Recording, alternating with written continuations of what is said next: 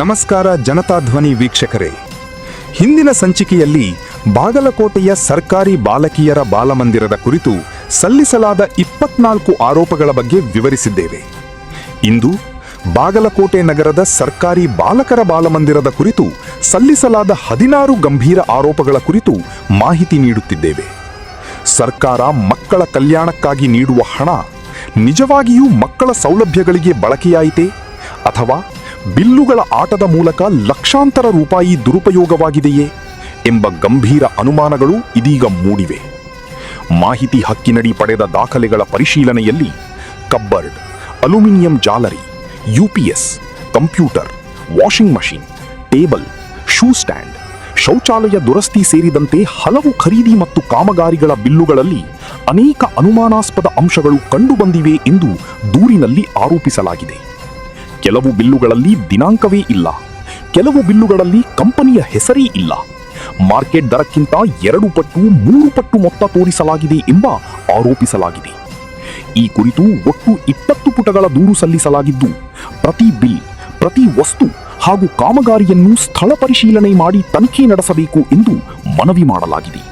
ಈಗ ಒಂದೊಂದೇ ಆರೋಪ ನೋಡೋಣ. ಆರೋಪ ಸಂಖ್ಯೆ 1. ಬಾಲಕರ ಬಾಲಮಂದಿರದ ಊಟದ ಹಾಲ್ಗೆ ಜಾಲರಿ, ಶೂ ಸ್ಟ್ಯಾಂಡ್ ಸೇರಿದಂತೆ ವಿವಿಧ ವಸ್ತುಗಳ ಹೆಸರಿನಲ್ಲಿ 1,05,525 ರೂಪಾಯಿ ವೆಚ್ಚ ಮಾಡಲಾಗಿದೆ. ಆದರೆ ಮಾರ್ಕೆಟ್ ದರಕ್ಕಿಂತ ದುಪ್ಪಟ್ಟು ಬಿಲ್ ಮಾಡಲಾಗಿದೆ ಎಂದು ಆರೋಪಿಸಲಾಗಿದೆ. ಆರೋಪ ಸಂಖ್ಯೆ 2. ಕಬರ್ಡ್ ಖರೀದಿಗಾಗಿ 1,58,995 ರೂಪಾಯಿ ವೆಚ್ಚ ತೋರಿಸಲಾಗಿದೆ.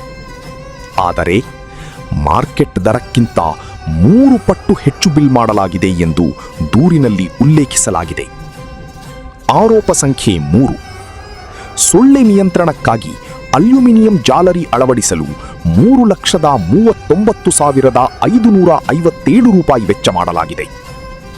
ಆದರೆ ಅಳತೆ, ಗುಣಮಟ್ಟ ಮತ್ತು ನಿಜವಾದ ದರ ಪರಿಶೀಲನೆ ಮಾಡಬೇಕು ಎಂದು ಆಗ್ರಹಿಸಲಾಗಿದೆ. ಆರೋಪ ಸಂಖ್ಯೆ 4.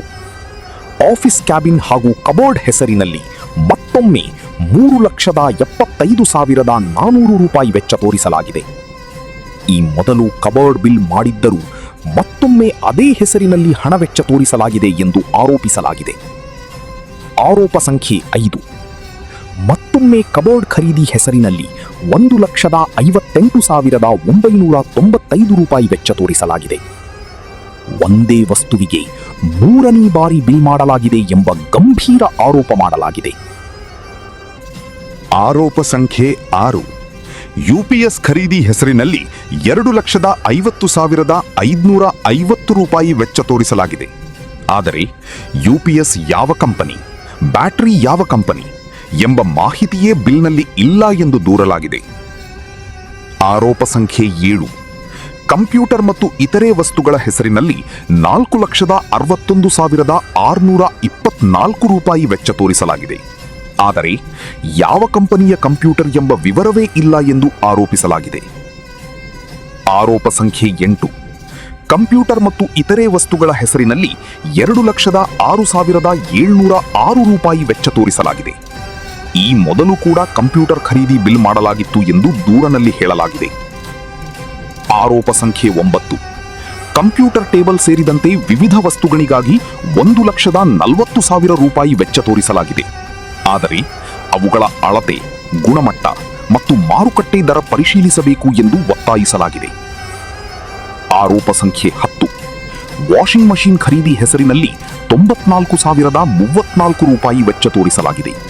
ಆದರೆ ಯಾವ ಕಂಪನಿ ಎಂಬುದೇ ಬಿಲ್ನಲ್ಲಿ ಇಲ್ಲ ಎಂದು ಆರೋಪಿಸಲಾಗಿದೆ. ಆರೋಪ ಸಂಖ್ಯೆ 11. ಮತ್ತೊಮ್ಮೆ ವಾಷಿಂಗ್ ಮಷೀನ್ ಖರೀದಿ ಹೆಸರಿನಲ್ಲಿ 49,990 ರೂಪಾಯಿ ವೆಚ್ಚ ತೋರಿಸಲಾಗಿದೆ. ಈ ಮೊದಲು ಕೂಡ ವಾಷಿಂಗ್ ಮಷೀನ್ ಖರೀದಿ ಹೆಸರಿನಲ್ಲಿ ಹಣ ವೆಚ್ಚ ಮಾಡಲಾಗಿತ್ತು ಎಂದು ದೂರಲಾಗಿದೆ. ಆರೋಪ ಸಂಖ್ಯೆ 12. ಆಫೀಸ್ ಟೇಬಲ್ ಹಾಗೂ ಮೀಟಿಂಗ್ ಟೇಬಲ್ ಖರೀದಿ ಹೆಸರಿನಲ್ಲಿ 88,310 ರೂಪಾಯಿ ವೆಚ್ಚ ತೋರಿಸಲಾಗಿದೆ. ಹಳೆಯ ವಸ್ತುಗಳ ಮಾಹಿತಿ ಹಾಗೂ ಹೊಸ ಖರೀದಿಯ ಅವಶ್ಯಕತೆ ಪರಿಶೀಲಿಸಬೇಕು ಎಂದು ದೂರಿನಲ್ಲಿ ಉಲ್ಲೇಖಿಸಲಾಗಿದೆ. ಆರೋಪ ಸಂಖ್ಯೆ 13. ಅವಶ್ಯಕ ಸಾಮಗ್ರಿಗಳ ಖರೀದಿ ಸಂಬಂಧಿಸಿದ 99,996 ರೂಪಾಯಿಯ ಬಿಲ್ ಲಗತ್ತಿಸಲಾಗಿದೆ. ಆದರೆ ಸ್ಟಾಕ್ ಹಾಗೂ ವಿತರಣೆ ವಹಿ ಪರಿಶೀಲಿಸಬೇಕು ಎಂದು ಮನವಿ ಮಾಡಲಾಗಿದೆ. ಆರೋಪ ಸಂಖ್ಯೆ 14. ಮತ್ತೊಂದು ಸಾಮಗ್ರಿಗಳ ಖರೀದಿ ಸಂಬಂಧಿಸಿದ 99,996 ರೂಪಾಯಿಯ ಬಿಲ್ ಲಗತ್ತಿಸಲಾಗಿದೆ. ಸ್ಟಾಕ್ ಹಾಗೂ ವಿತರಣೆ ದಾಖಲೆ ಪರಿಶೀಲನೆಗೆ ಆಗ್ರಹಿಸಲಾಗಿದೆ. ಆರೋಪ ಸಂಖ್ಯೆ 15. 60,506 ರೂಪಾಯಿ ಮತ್ತು 40,000 ರೂಪಾಯಿಯ ಬಿಲ್ ಲಗತ್ತಿಸಲಾಗಿದೆ. ಖರೀದಿಸಿದ ವಸ್ತುಗಳನ್ನು ನಿಜವಾಗಿಯೂ ಬಳಕೆ ಮಾಡಲಾಗಿದೆಯೇ ಎಂಬುದನ್ನು ಸ್ಥಳ ಪರಿಶೀಲನೆ ಮೂಲಕ ದೃಢೀಕರಿಸಬೇಕು ಎಂದು ಮನವಿ ಮಾಡಲಾಗಿದೆ. ಆರೋಪ ಸಂಖ್ಯೆ 16. ಬಾಲಕರ ಬಾಲಮಂದಿರದ ಶೌಚಾಲಯ ಹಾಗೂ ಸ್ನಾನದ ಗೃಹ ದುರಸ್ತಿಗಾಗಿ 8,90,000 ರೂಪಾಯಿ ಮಂಜೂರು ಮಾಡಲಾಗಿದೆ. ಆದರೆ ಕಾಮಗಾರಿ ಗುಣಮಟ್ಟ ಹಾಗೂ ಹಣದ ಬಳಕೆ ಕುರಿತು ಪರಿಶೀಲನೆ ನಡೆಸಬೇಕು ಎಂದು ದೂರಿನಲ್ಲಿ ಒತ್ತಾಯಿಸಲಾಗಿದೆ. ಈ ಎಲ್ಲ ದಾಖಲೆಗಳ ಸಮೇತ ಮಾನ್ಯ ಜಿಲ್ಲಾಧಿಕಾರಿಗಳು, ಜಿಲ್ಲಾ ಮಕ್ಕಳ ರಕ್ಷಣಾ ಘಟಕ, ಮಹಿಳಾ ಮತ್ತು ಮಕ್ಕಳ ಅಭಿವೃದ್ಧಿ ಇಲಾಖೆ ಅಧಿಕಾರಿಗಳಿಗೆ ಪ್ರತ್ಯೇಕ ದೂರು ಸಲ್ಲಿಸಲಾಗಿತ್ತು. ಜಿಲ್ಲಾಧಿಕಾರಿಗಳ ಕಚೇರಿಯಿಂದ ನಿಯಮಾನುಸಾರ ಪರಿಶೀಲಿಸಿ ಕ್ರಮ ಕೈಗೊಳ್ಳಿ ಎಂದು ಸೂಚನೆ ಕೂಡ ನೀಡಲಾಗಿತ್ತು. ಆದರೆ ಜಿಲ್ಲಾ ಮಕ್ಕಳ ರಕ್ಷಣಾ ಘಟಕದಿಂದ ಬಂದ ಉತ್ತರದಲ್ಲಿ ಕಚೇರಿ ಕೆಲಸದ ಒತ್ತಡ ಹಾಗೂ ಸಮಯದ ಅಭಾವದಿಂದ ಸಂಪೂರ್ಣ ಪರಿಶೀಲನೆ ಸಾಧ್ಯವಾಗುತ್ತಿಲ್ಲ ಎಂದು ತಿಳಿಸಲಾಗಿತ್ತು. ಮಹಿಳಾ ಮತ್ತು ಮಕ್ಕಳ ಅಭಿವೃದ್ಧಿ ಇಲಾಖೆ ಉಪನಿರ್ದೇಶಕರ ಕಚೇರಿಯಿಂದ ಸಹ ನಿಯಮಾನುಸಾರ ಪರಿಶೀಲಿಸಿ ಕ್ರಮ ಕೈಗೊಳ್ಳಿ ಎಂದು ಸೂಚನೆ ಕೂಡ ನೀಡಲಾಗಿತ್ತು.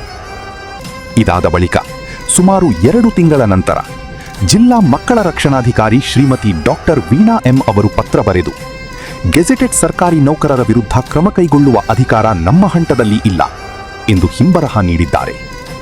ಆದರೆ ತನಿಖೆ ಮಾಡುವುದಾಗಿ ಹೇಳಿ ತನಿಖೆ ನಡೆಸದೆ ಕಾಲಹರಣ ಮಾಡಲಾಗಿದೆ. ಅಲ್ಲದೆ ಈ ರೀತಿಯ ಉತ್ತರದ ಮೂಲಕ ಕರ್ತವ್ಯ ಲೋಪ ಎಸಗಿದ್ದಾರೆ.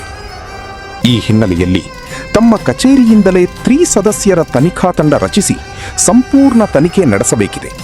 ತಪ್ಪಿತಸ್ಥ ಅಧಿಕಾರಿಗಳ ವಿರುದ್ಧ ಮತ್ತು ಕರ್ತವ್ಯ ಲೋಪ ಎಸಗಿದ ಶ್ರೀಮತಿ ಡಾಕ್ಟರ್ ವೀಣಾ ಎಂ ರವರ ವಿರುದ್ಧವೂ ಕಠಿಣ ಶಿಸ್ತು ಕ್ರಮ ಕೈಗೊಳ್ಳಬೇಕು ಎಂದು ಮತ್ತೊಮ್ಮೆ ಜಿಲ್ಲಾಧಿಕಾರಿಗಳಿಗೆ ಮನವಿ ಸಲ್ಲಿಸಲಾಗಿದೆ.